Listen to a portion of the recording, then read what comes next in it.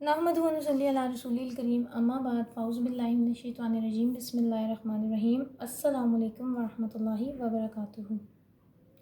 आज हम सूरह बकरा के आयत नंबर 274 275 का तर्जुमा और तफसीर पढ़ेंगे। अपना सबक शुरू करते हैं। रब्बी इश्रह ली सदरी व यस्सिर ली अमरी वहलुल उक़दतम मिन लिसानी यफ़क़हू क़ौली रब्बना ज़िदना इल्मा अल्लाहुम्मा फ़क़्क़िहना फ़िद्दीन इलाही आमीन या रब्बल आलमीन। सूरह बकरा है, पारा है हमारा तीसरा, आयत है हमारी 274। पहले इसका लफ्ज़ी तर्जुमा देखते हैं, उसके बाद बामुहावरा तर्जुमा और फिर इसकी तफसीर।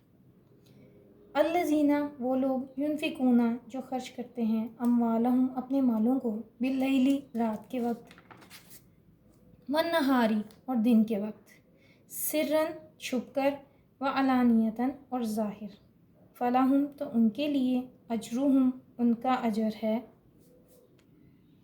इंदा रब्बिहिम उनके रब के पास वला खौफुन और ना खौफ होगा अलैहिम उन पर वला और ना हम वो याज़नून गमगीन होंगे।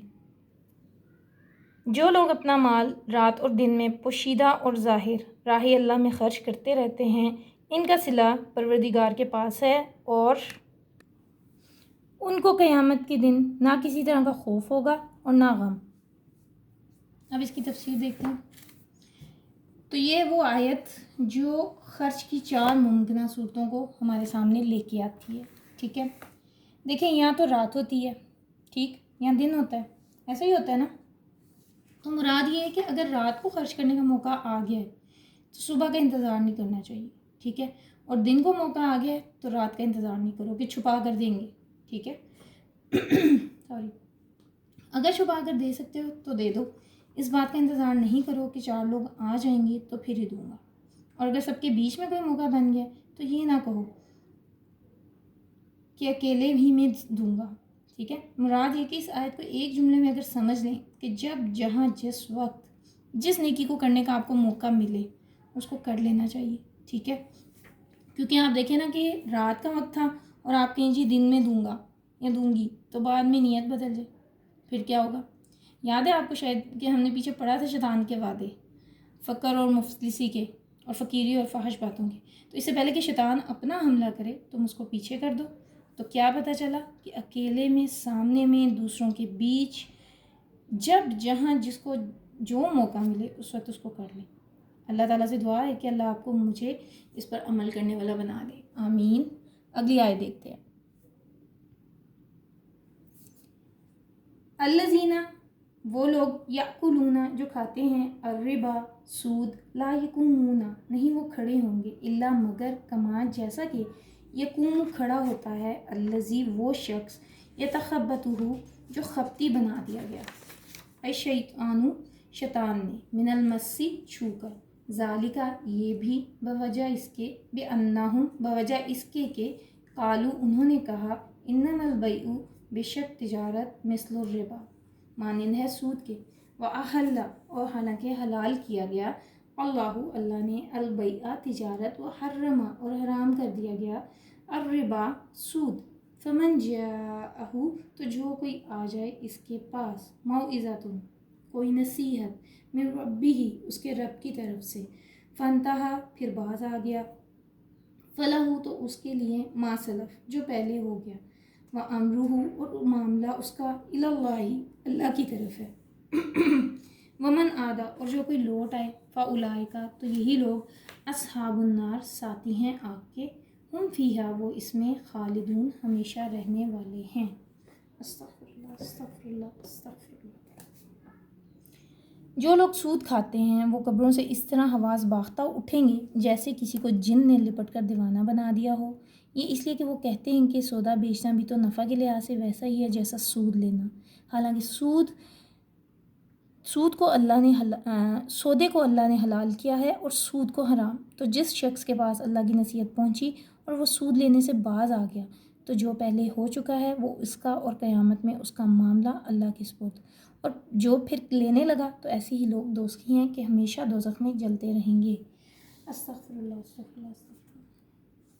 अब सूद या रिबा हर उस ज़्यादा रकम को कहा जाता है जो किसी कर्ज़ पर तय करके वसूल किया जाए। ठीक है,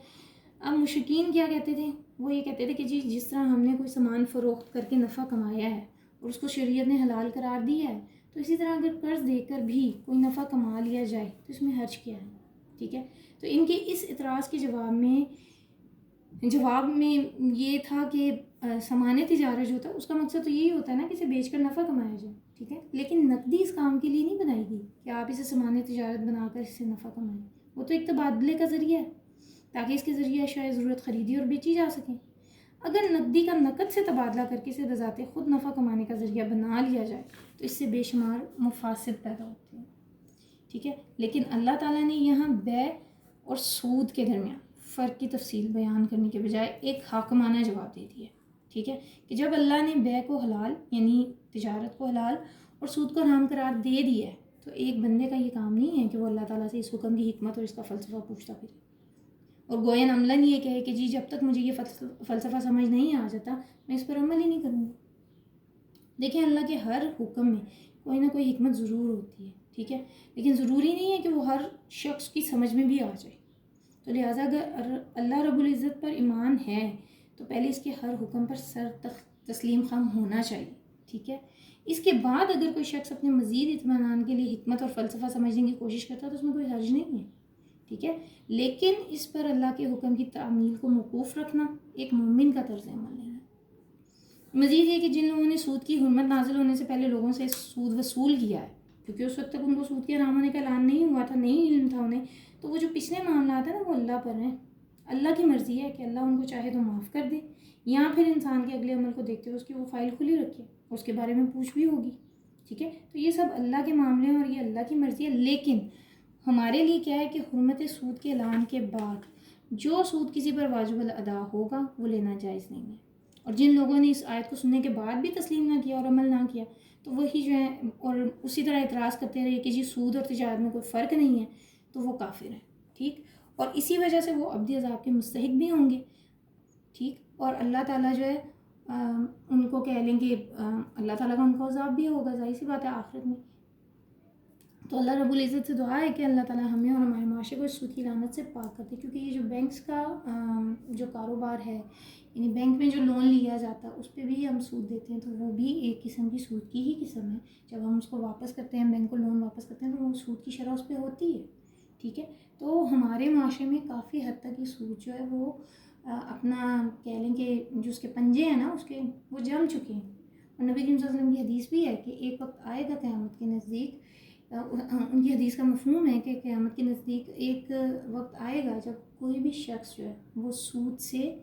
پاک نہیں رہ سکے گا، ٹھیک ہے، ہر شخص جو ہے وہ سود میں کسی نہ کسی طرح سے انوالو ہوگا، کوئی نہ کوئی شکل جو ہے وہ سود کی ہوگی۔ آپ دیکھ لیں یہ بینک سے جو لون لیتے ہیں یہ لوگ یہی کہتے ہیں جی یہ حلال ہے حلال ہے، ٹھیک، لیکن بہرحال میں اس بحث میں نہیں پڑھنا چاہتی، مقصد آپ کو بتانے کا تھا، آپ جان چکے ہیں، آگے آپ کی مرضی، دل ہے تو مانے، نہیں دل تو نہ مانے، پھر اللہ اور آپ کا معاملہ ہے۔ اللہ سے دعا ہے کہ اللہ ہمیں اور ہمارے معاشرے کو اس سود کی لعنت سے پاک کر دے اور ہمارا معاشرہ صحیح معنوں میں اسلامی معاشرہ بن جائے، جو معاشرہ نبی کریم صلی اللہ علیہ وسلم نے جس کی بنیاد رکھی تھی، ٹھیک ہے، آمین۔ جزاکم اللہ خیرا کثیرا، سبحانک اللہم و بحمدک و تبارک سبحانک اللہم و بحمدک اشہد ان لا الہ الا انت نستغفرک و نتوب الیک۔ السلام علیکم ورحمۃ اللہ وبرکاتہ۔